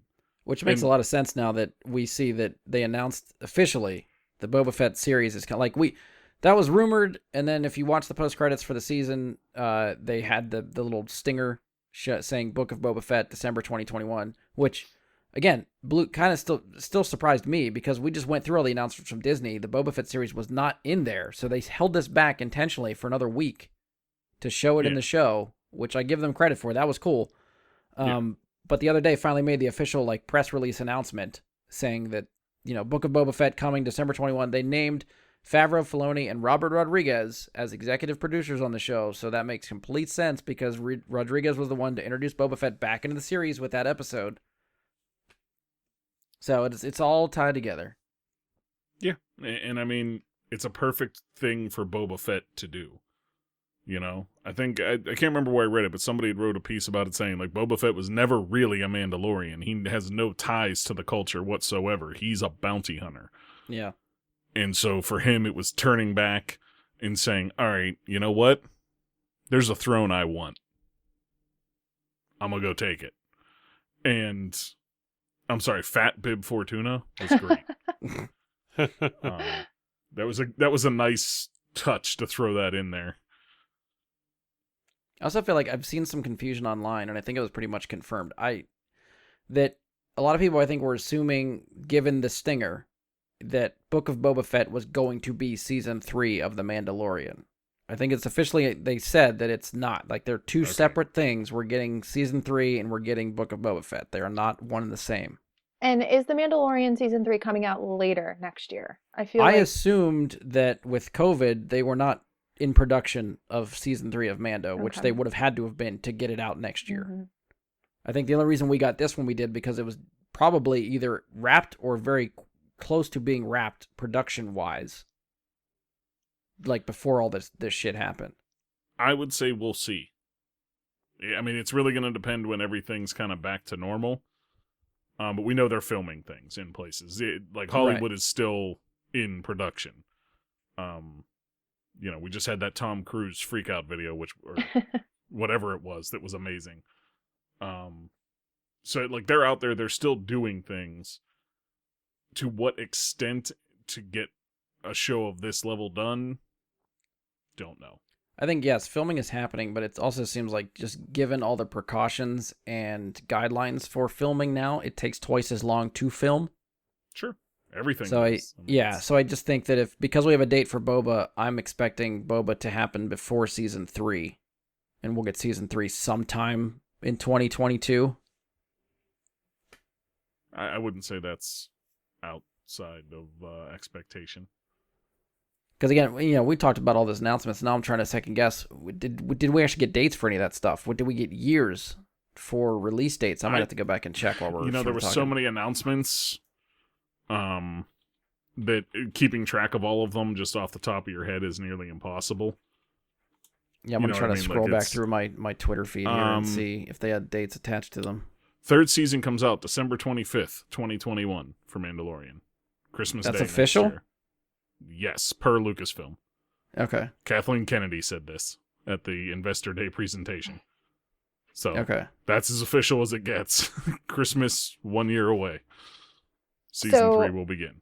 On Christmas Day, which is 3 days from now, we get the gallery, which is our behind the scenes Mandalorian. Which I'm stoked for. Yes. Because that first season of that was awesome. It was incredible. Yeah. I didn't watch it. What is it? Just like a documentary of how they made the season 1 of The Mandalorian? There's 7 episodes, and each of them takes a different topic, like, the visual effects, the cast, the directors. They each have their own kind of episode, and it kind of takes you into creating The Mandalorian. It was absolutely incredible. Like there was a lot of stuff that was over my head when it comes to the technical talk, but you don't feel like you're losing the thread of the narrative when you watch it. It was just incredible. Do you ever watch Favreau did Dinner for Five a while ago, like years ago? where he'd just go to dinner with like friends or actor friends of his, director friends, whatever, and they would just sit around a table while they eat dinner and talk. And it was more or less an interview with everybody just shooting the shit. Mm-hmm. There's a lot of that. It's just Favreau and Filoni at a table with their guests, and they talk about making the show, and then you see behind-the-scenes footage as they talk over that stuff. And for someone that loves behind-the-scenes stuff, that I found it very interesting. What was that big thing that they created? That big sound or that big stage that they made? It had like its own name. Wasn't it like it's like in the volume or something like that? Yeah, the volume. That was like my favorite part. Yeah, That the was effects incredible. they did for they started using the Unreal Engine, Andy, from video games Right. Yeah. Unreal. to pad out the environment on the stage. Huh. Which hearing about all that and how they did that is fucking amazing. To bring us a TV show. Yeah. I'm not usually a huge documentary fan. I have to really be into the source material. So It's interesting. I might watch it. It's again, it's short. It's only 7-8 episodes, something like that. So it's easy to get through. I was trying to scroll through some of these dates. Rangers of the New Republic does not have a date. Just says coming to Disney Plus. Ahsoka does not have a date. Coming to Disney Plus. Andor just says 2022. Yeah. Obi-Wan Kenobi, I think they've it's not on the tweet, but I thought that's coming next year, right? Because they're shooting that now. We're going to shoot soon. And I thought that's been coming for a while. Like I feel Yeah, like shooting 2022 kept getting delayed. Yeah. Yeah, that was announced a while ago. But I think they're finally ready to get in front of the camera next month. Like I thought I heard that they were starting to shoot that in Says- January. Filming is scheduled to begin March 2021. Okay, so they pushed it back So further. early 2022 is the assumption now. Okay. But all there right. is no official date as of yet because it's not filmed. So Yeah, so I think I honestly I would put it at whenever they, because you almost got to go with like movie schedules for this stuff because the production value on these shows is so high. So whenever they start shooting, I'd round about a year from then, and you're gonna get the show. Because I think it takes that long to finish special effects on shows of this magnitude. agreed. It's a full on production. I mean, it's hard to say how much they've already filmed. You know what I mean? Like that's the only thing we don't know, especially Yeah. with shows like The Mandalorian, where when they wrap season 2, for all we know, they started shooting season 3, which is why Right. they're able to say Christmas 2021. They may have half the season shot already, for all we know. It's so at this point in time, the way things are, we can just hope things get better quick enough that they're able to hit these windows. And maybe some things come out sooner because, maybe things get better sooner and things get pushed forward instead of back, Yeah. We can hope, but... Again, sort of last call. Anything else you guys want to dive into before we just kind of wrap up with a couple of final questions? I think Bill Burr put himself out there as an actual actor. Yeah, I he did agree. a- As opposed a to very just a good comedian. job. Yeah. I've been impressed with him. Yeah, I honestly thought of him as just a stand-up, and I was never ever thinking of him as something like that, and he did a damn good job. Yeah, he showed some real range. Yeah. If And we're gonna get liked- I'm sorry. No, go ahead. If we are getting a spin-off show, more spin-off shows, I would like Cobb Vanth. Wow. I'm my Of guess. Vanth Refrigeration.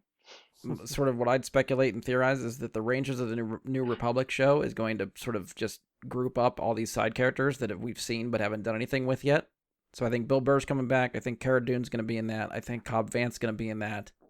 Anybody that's basically like, I'll see you later type of thing, they're going to show up in that show. Which one's That would Cobb be Vanth? awesome because Timothy Olyphant, Oh, okay.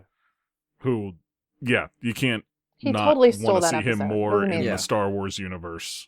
Whatever they have him doing, Yeah. I'm good with it. And he would fit Ranger with like that type of character he played. He was a marshal. He's, Yeah. bringing order to the town. So that would, Yeah. that would work. Yeah. And the only other thing I wanted, like, on my own brain was we finally get acknowledgement of the millions and millions that were killed by the rebels. You know what I mean? And somebody actually showing, like, grief from that and how the other side actually feels on the low end, because they're just being, told what to do and whatnot and operating out of fear. And then you see them, talk about how they view the rebels as these terrorists that killed millions of people. Not that he's right, but it's just a good thing to put in there to show how they view people. Like how they're viewing what happened. In the same sentence where he's like, different I was scope. there when they blew up your planet. Yeah, exactly. He's like, we blew up your planet. That's fucking right. But then you blew up our space station, you jerks. But it's just showing that delusional kind of perspective that somebody, working for the Empire would have to have. And I think that was well done. Andy, anything to add?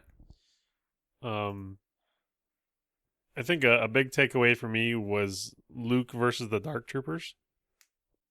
Okay.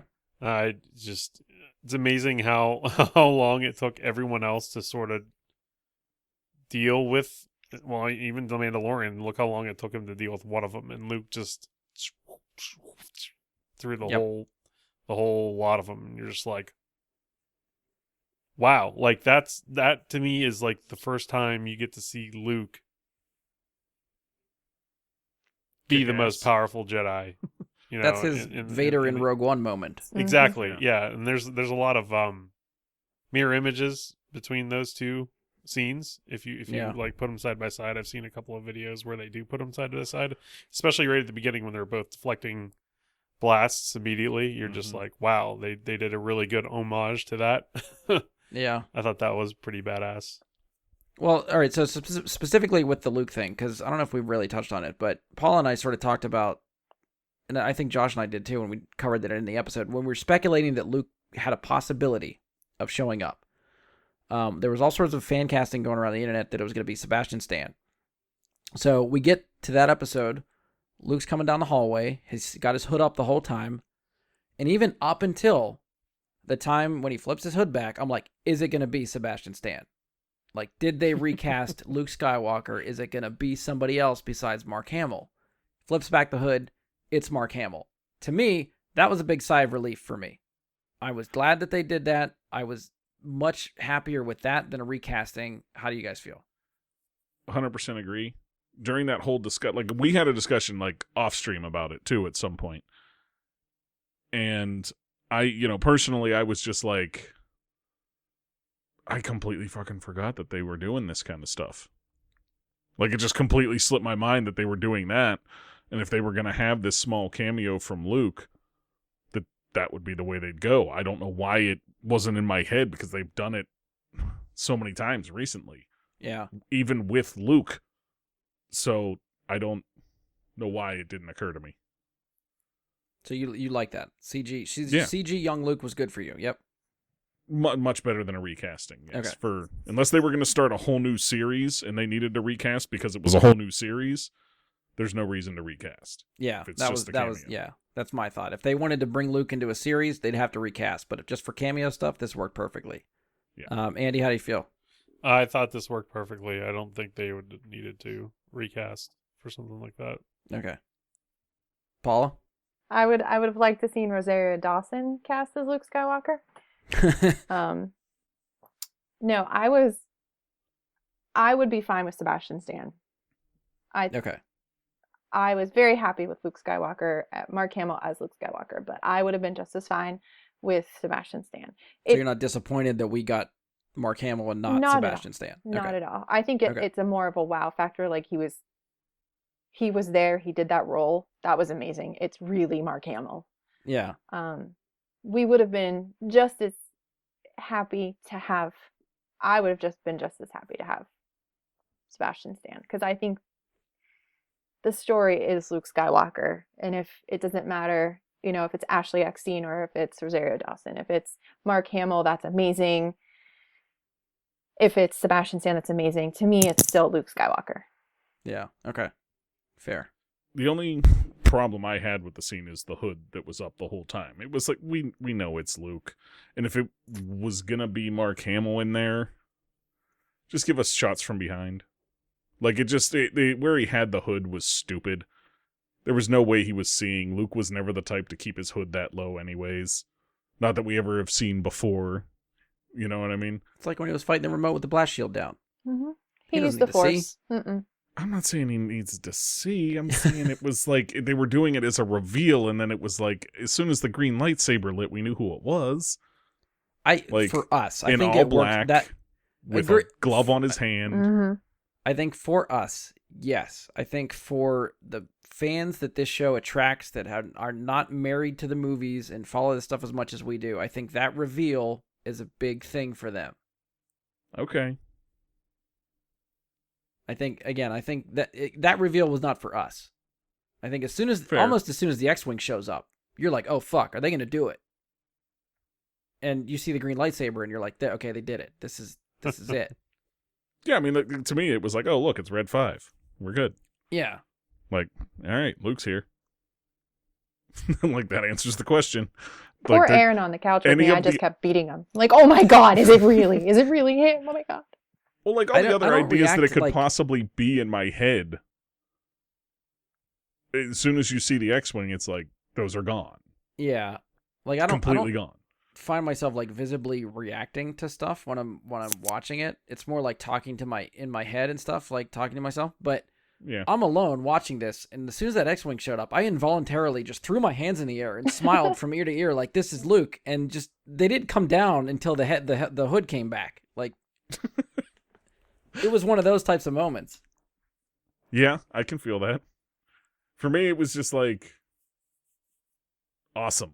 You know what I mean? Like I don't have like any reactions like that. I'm very, I guess, reserved in that way. But like I said, as soon as you see, you know, you're wondering because you know at that point somebody's showing up to help. You know what I mean? They're screwed. Their only way out of it is the Jedi that Grogu called. Who's it going to be? And then you see the X-Wing and you're like, yep, that makes sense. And it is kind of fun because Grogu made the call 3 episodes earlier, so you almost forget about it by the time that comes up. So that's a fun just storytelling thing. Like we're gonna set this up, we're gonna distract you with other things and do the magic trick. We're gonna wave our hands in front of you and the trick is happening behind you. Like that's cool. I like storytelling decisions like that. Those dark troopers were pounding on that door for what seemed like forever. Yeah. Well, it's a strong door. Oh, it's such a strong door. I'm like, oh, what is going on? I mean, What are we Qui-Gon and waiting Obi-Wan for? were trying to cut through a blast door with lightsabers, and they couldn't make it through. You know, they had to. They were almost through, but Doors Took in the them Star a Wars while. universe are built a lot better than Stormtrooper armor. everything is. Fair point. And Gideon's Um, face whenever he realized what was happening was just Oh, amazing. yes. He was Yeah. so like smarmy, and then all of a sudden he's like, this is not good. All right, so we're going to spin from just this discussion, and this probably classified as one of them, but are there any other like famous or favorite moments from this season that you want to touch on that maybe we haven't? I mean, Luke, I think, is one of the obvious ones. I think we can all get behind that moment. We've all talked about it enough already. It's fucking awesome. But anything else specifically throughout the season that stood out to you that you want to just call back to right now? I like the ice cave moment when the two With all those fucking spiders? Yeah, well, the two X-wing pilots sort of help him out of that ordeal Okay, with yeah, the yeah. gigantic spiders. Didn't expect it, and I don't know. I was pretty geeked about that. What was that, episode 2? 2. That was the other one that Peyton Reed directed. Okay. Peyton Reed directed the finale also. So Peyton Reed's getting some work. Mike, anything else you want to touch on? I guess two things. First, just being we find out the child's name, and Ahsoka's kind of connection to Grogu and the interaction between the two of them was really well done. And I guess, just the Mandalorian acknowledging like Django's foundling of Mandalore origins and saying, okay, well, I guess this armor does belong to you. Yeah. That was a good moment for me as well. All right. Paula, anything? I mean, I got my own episode to talk about Ahsoka. I feel complete. I think the whole series was amazing. It was. Yeah, I feel like I'm at the point where I could like. There was something to love in every one of the episodes this season. I thought, seeing Boba Fett's armor return and we get the introduction of Cobb Vanth and the fight with the Crate Dragon in the first one. That's fucking cool. The second episode, as much as I hate spiders, that whole thing was cool. There was a lot of stuff in this season, and maybe I think we've got it more than the first season, but like the ship battles, like there's between the Razor Crest outrunning the X-Wings on that ice planet and then hiding in the cave. That whole sequence was fucking awesome. Getting the episode after that when he has to land at the planet where he finds Bo-Katan and stuff, like just entering the atmosphere with the ship. That whole sequence was fucking cool. The siege episode when Cara Dune and Greef and Mando raid the Imperial facility, being chased by the TIE fighters, and then the Razor Crest, newly fixed, swoops in to save the day. Some of those shots of like him coming up and spinning around, cutting the engines, and then boosting back down to fight the other TIE fighter, that sequence was fucking cool. Like, yeah. Which was all directed by Carl Weathers. Yes, that episode. Yeah, such a good episode. So much Carl Weathers in that episode. Yeah. I mean, like it. Paula said, I think at least Paula and I talked enough about Ahsoka when we talked about it a couple weeks ago, but that episode is still one of my favorites. I think that even just, again, visually with Ahsoka's lightsabers in that dusty, foggy, muggy place just looked fucking cool. Yeah, definitely. Live action lightsaber battles. Yes, please. And I think if, at this point with the Ahsoka series happening, we didn't get any type of announcements as far as who's involved with the production, but if Dave Filoni is not the showrunner of that show, I will be very disappointed. I doubt he'll let that fly without him being in charge. I'm hoping that Ahsoka yes. is his creation, his baby. I mean, he has 2 entire series where she's one of the focal points in Rebels and the focal point of Clone Wars. So, yeah, I don't think he's giving that away. Picking one episode out of this season, which one's your favorite? 5. That was the Ahsoka one. Mm-hmm. Okay. Andy? I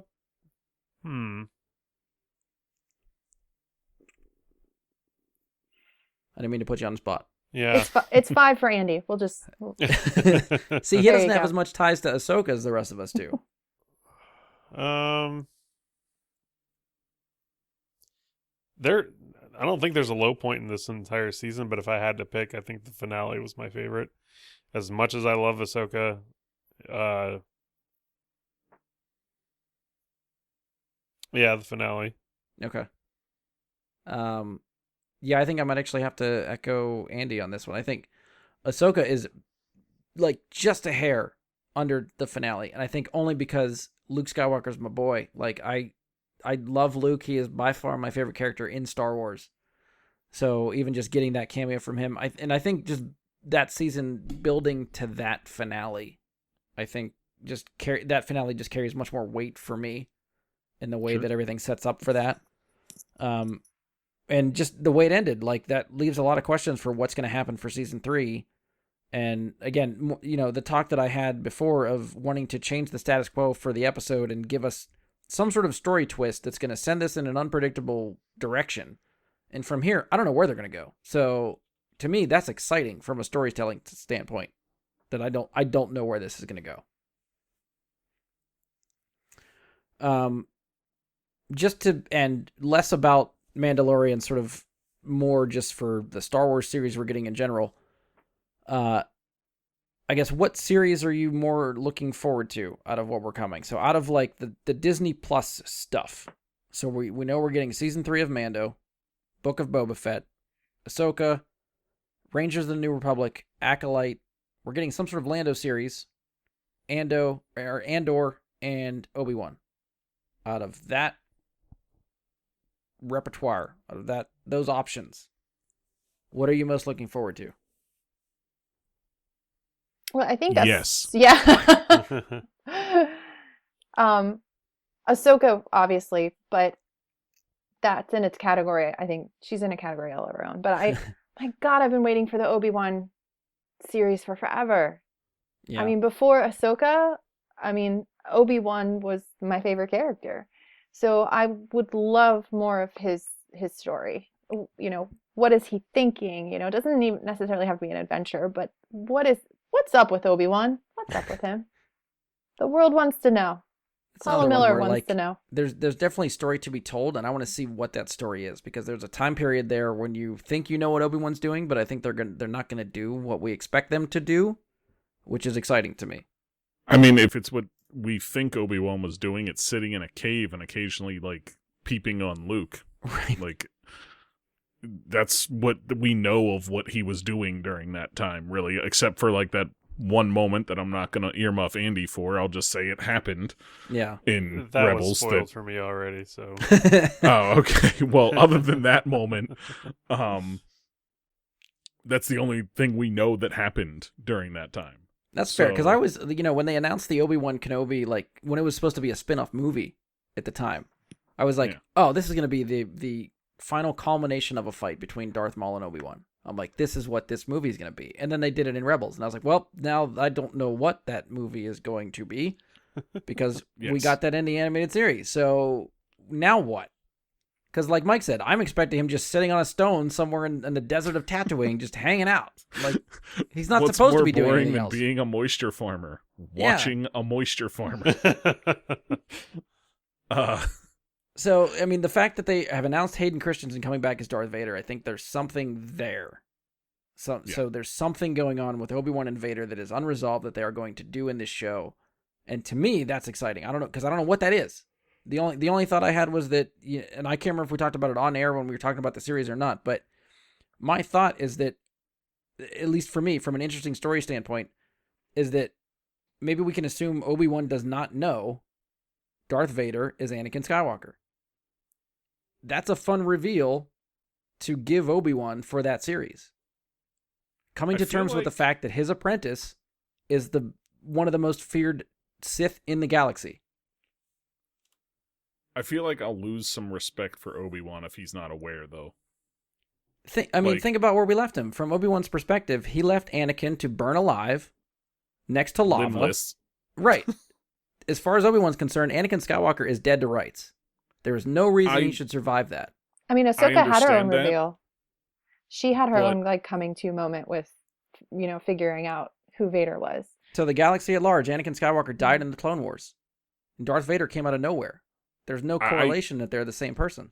I hear what you're saying, but there's this new Sith Lord just so happened to be around at the, come about at the same time as this other person that I knew that was an extremely powerful person that turned to the Sith that I happened to leave badly mauled and left to die somewhere. And this guy's basically just as powerful, and he's on breathing equipment. I don't know. Like, to me, I feel like if that's not the most blatantly obvious thing to somebody like Obi-Wan. Well, if you think about it, too, from he's Obi-Wan's supposed to be one of, the most powerful and smartest Jedis ever. Even if Obi-Wan can connect the dots, if I were him, I wouldn't want that to be true, which means even if the signs are there, it's the most obvious thing in the world, he's not going to believe it. He would go out of his way to disprove it. Correct. Which means, again, that would be a fun reveal for this episode. Him coming to terms. The thing that I've been avoiding, that I don't want to think is true, is confirmed to be true. How do I deal with that? Sure. I mean, I'm looking forward to the series. I think it's still number one for me because we're getting more Obi-Wan. We're getting more Ewan McGregor as Obi-Wan. Yes. Yeah. if anybody else was cast as Obi-Wan, I'd have been kind of like, well, whatever. Like, okay, cool. But I wouldn't be as hyped about it. Getting Ewan McGregor back, I mean, that man carried the prequels. Agreed. And yeah, I cannot wait to see more of what he's got. I still am sad that they fumbled the reveal at Celebration. And they just didn't have him, like, pop out and say hello there. They didn't do it. And it's right there. I would have It's paid an right extra there. $50 for that.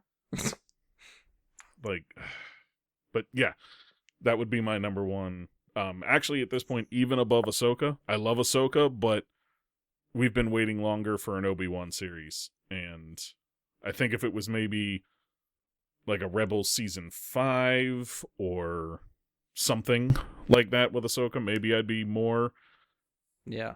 if we knew more details about both, that could go either way. Right. Okay. So. They will not Andy? let us down. They won't let us down. I guess you're up. Out of those options, what are you looking I would have forward to the most? say, as much as I am excited, I'm excited about all of it. Let's be honest. But the one I am most excited for, because I feel like it can sort of color outside of the lines a little bit, is the Acolyte. Okay. I think it might help stretch the mold or sort of like break the mold of what Star Wars is and has been. Yeah.